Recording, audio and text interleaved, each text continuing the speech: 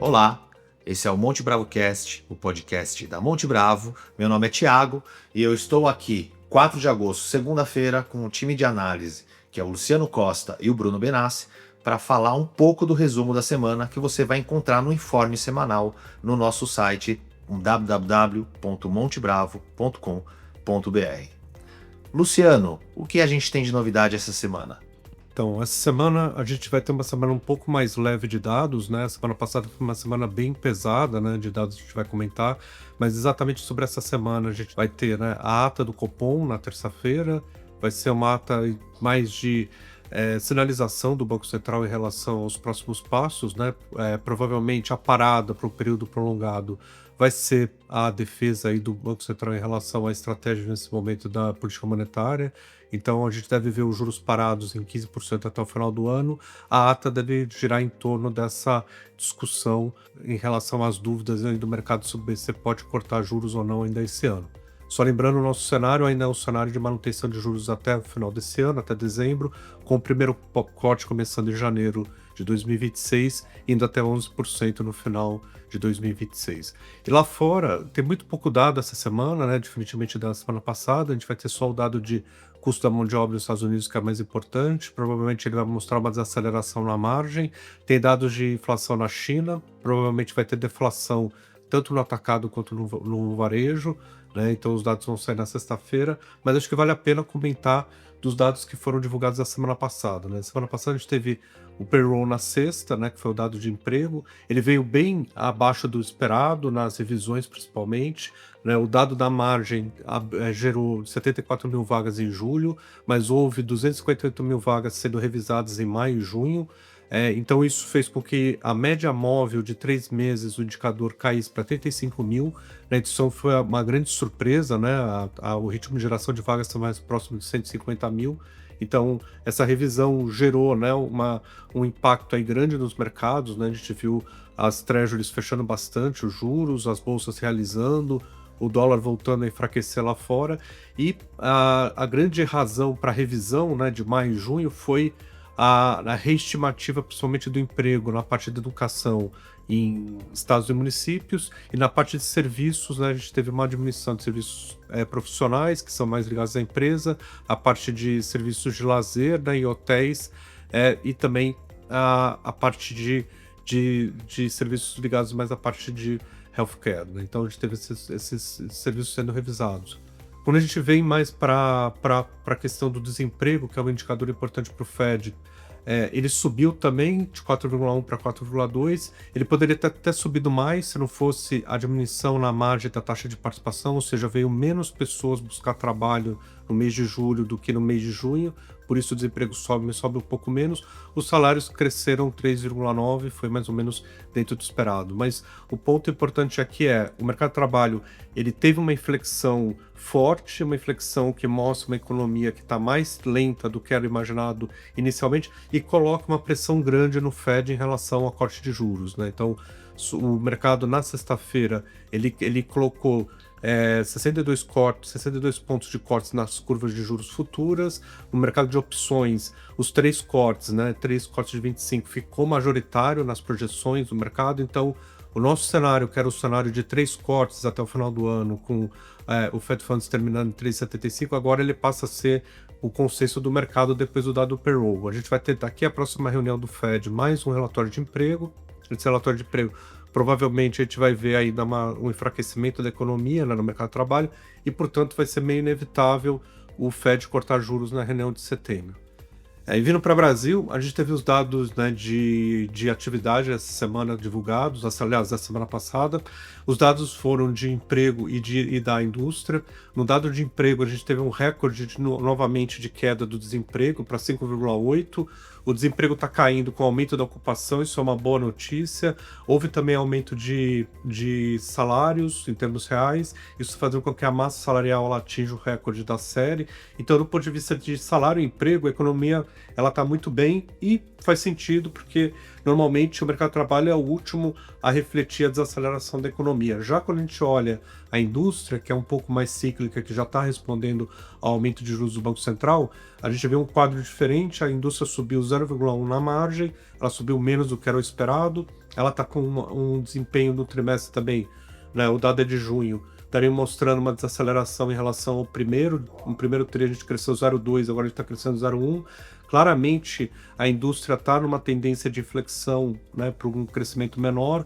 Bens de consumo, tanto duráveis quanto não duráveis, é o que explica essa perda de velocidade da indústria, né? Então é o consumo, né, olhando para frente, que a indústria está vendo menor e ela já está diminuindo a produção agora para não acumular estoques. Então isso junto com, né, os dados que já foram divulgados, né, para o mês de maio, mostra que a economia ela deve ter um crescimento menor nesse tri, né? O primeiro tri ela cresceu 1,4, agora a gente está projetando um crescimento de 0,2. Então a economia ela vai ter uma desaceleração importante na margem, né, agora no segundo tri. Isso faz parte desse processo de, né, desaquecimento que o Banco Central está, né, tendo como objetivo, fazendo essa política monetária muito dura, muito restritiva, né? Lembrando que os 15% de juro nominal, eles são equivalentes a mais ou menos 10% em termos reais. Então, a economia está sendo muito, né, tá sofrendo um impacto muito grande agora da taxa de juros real mais alta. Isso começa a se refletir na indústria e provavelmente depois vai passar para a parte do comércio, serviços e chegar no emprego. Então, essa é a tendência do segundo semestre, uma economia que cresce menos, uma economia que mostra desaceleração, o que ajuda a inflação também a ficar mais bem controlada, que é o objetivo final do Banco Central. Então, acho que o desenho final da história é: o Banco Central ele mantém os juros até o final do ano, a economia desacelera, essa desaceleração leva o crescimento para baixo do potencial, abre espaço para cortar juros no começo do ano que vem, o Banco Central corta juros e aí você tem o ciclo, né, de uma recuperação da economia ao longo de 2026. Aí falando um pouco de mercados, os mercados na semana passada eles sofreram bastante depois do payroll, né, a curva de juros lá fora fechou bastante, ajudou a curva de juros aqui local, principalmente a renda fixa nominal, né, juros futuros e a parte de inflação também, os títulos indexados à inflação. A gente acha que isso vai só se intensificar porque com o Fed cortando juros, a gente acha que isso vai trazer um fluxo para mercados emergentes, né? Então isso vai acabar ajudando a curva de juros aqui. O mercado de risco também vai acabar sendo ajudado, as bolsas, né? As bolsas tiveram um movimento de realização, mas a tendência para o juro menor lá fora são as bolsas subirem lá e também ter um efeito positivo aqui. Então a gente acha que o segundo semestre está se configurando para o cenário que a gente imaginava, que é um cenário de mais tomada de risco e os mercados se recuperando e tendo bons desempenhos aí ao longo do segundo semestre. Bruno Benassi, e a temporada no Brasil e nos Estados Unidos, como que tá? Começando pelos Estados Unidos, que obviamente está mais adiantado, né? Eles começam 2 semanas antes do que aqui, e eles têm uma velocidade de divulgação ligeiramente maior. A temporada nos Estados Unidos tem sido bastante positiva. A gente tem visto quase 80% das companhias divulgando um lucro por ação acima do que era o projetado, e aqui é importante fazer um parênteses, tá? O mercado entrou com uma perspectiva negativa para a temporada de resultados, né? Não pensando em que as empresas dos Estados Unidos iam diminuir seus lucros, mas que por conta das questões envolvendo impactos tarifários, incertezas macroeconômicas, as empresas americanas apresentariam um crescimento de lucro menor em relação ao primeiro trimestre de 25. O primeiro trimestre de 25 foi um trimestre muito positivo para os resultados, tá? Então, apesar das perspectivas serem um pouco baixas, né, que na nossa opinião não parecia fazer muito sentido, até porque teve muitas idas e vindas sobre tarifas e os impactos que têm se mostrado agora, e na nossa opinião era o que deveria acontecer, foram pouco relevantes, o mercado parecia não ter colocado isso na conta, tá? Na nossa opinião era que as companhias divulgariam bons resultados, e é o que tem acontecido, tá? A performance das Mag 7s, com exceção talvez da Amazon, tiveram excelentes resultados, tá? Lembrando, a Nvidia divulga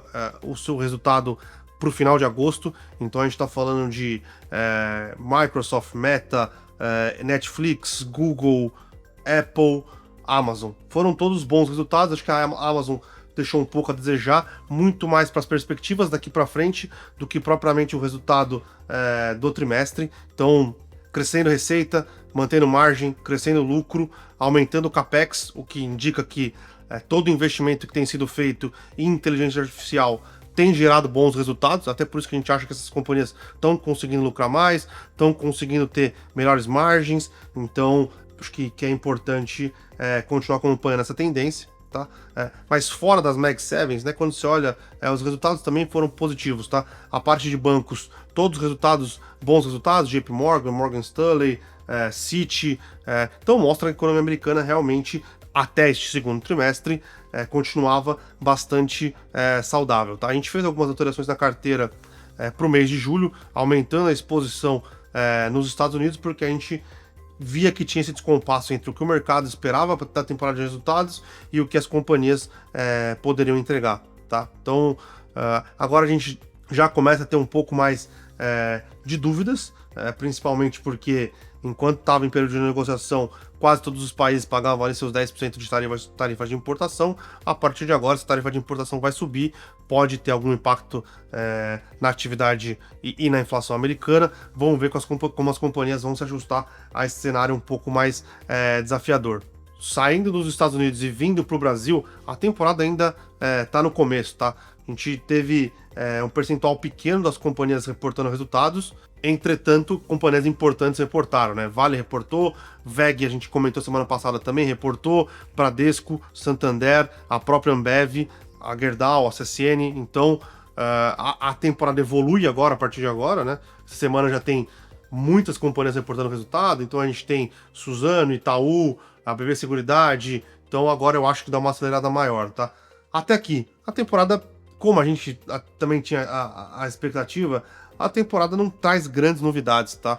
As companhias têm reportado resultados ligeiramente em linha com o que o consenso estava projetando, tá? Acho que os destaques negativos foi a VEG, que a gente comentou semana passada, e foi a Ambev nessa quinta-feira, tá? A Ambev realmente apresentou um resultado bem abaixo do que o mercado estava esperando, né? Principalmente na questão de volume de cervejas vendidos no Brasil. Então, explica o porquê a companhia acabou sofrendo bastante pós-divulgação de resultados, tá? Mas acho que tirando isso, Bradesco resultados em linhas, mostrando que o banco continua evoluindo na sua reformulação e na sua reestruturação organizacional, apesar que eu acho que esse trimestre mostrou que essa reorganização ela não vai ser na velocidade que vinha sendo, né? Você não cresce seu ROI de 10 para 14, depois de 14 para 18, né? Você cresceu seu ROI de 10 para 14, agora de 14 para 14,5, e eu acho que agora o movimento é mais paulatino, tá? Santander também apresentou bons números, acho que a Vale, em linhas gerais, a gente tinha comentado da prévia ou do resultado operacional que foi divulgado semana retrasada. A divulgação de resultados na última quinta-feira mostrou que a companhia está no caminho certo, tá? Ela tem mantido ou tem conseguido uma melhora operacional relevante, então diminuição do custo de extração, né? Então, quanto menor o seu custo de extração, maior é seu EBITDA ou sua margem EBITDA em preços constantes. Como o preço do minério de ferro caiu um pouco, as margens ficaram um pouco piores, mas se tivesse mantido os custos elevados, ainda as margens seriam ainda mais prejudicadas, tá? Então, a companhia tem conseguido fazer bem a lição de casa, principalmente no micro, e acaba ficando refém do macro, que aí não tem muito o que ela fazer, né? Commodity é um mercado que 50% da demanda vem da China. A China tem passado por alguns desafios, principalmente no segmento de residencial. E acho que a gente acabou não colocando isso no comentário semanal, mas acho importante passar para todo mundo sobre a queda do Banco do Brasil na última sexta-feira, tá? O Banco do Brasil caiu ali 7,5%, 8% no pregão, o que, dado o tamanho do Banco do Brasil, não é algo comum. E aí, durante o dia e até depois, várias especulações de por que o Banco do Brasil tinha caído tanto.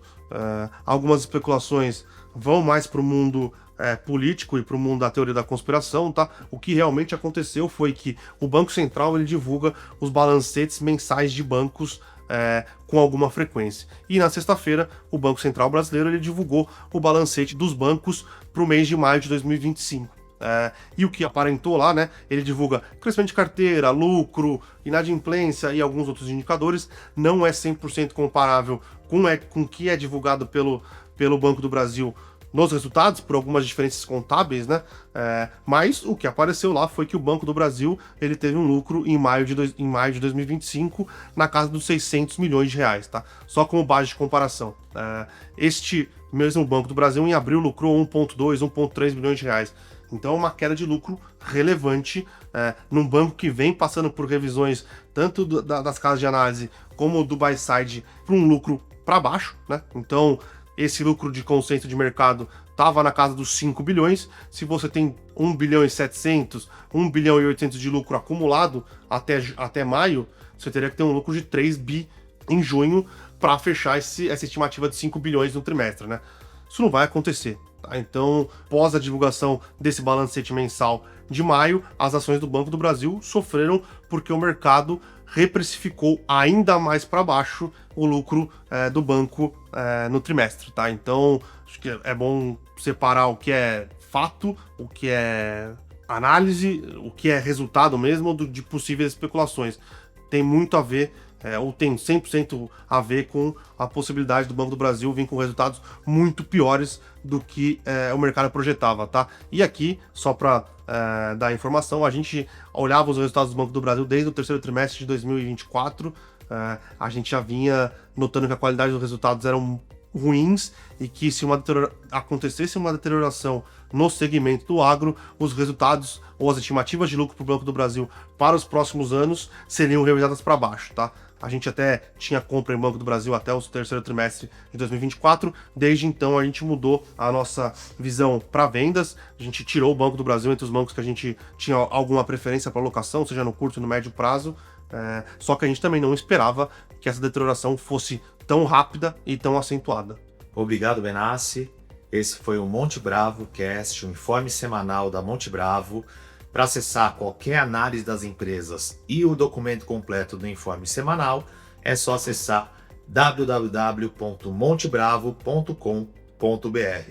Uma boa semana e ótimos negócios!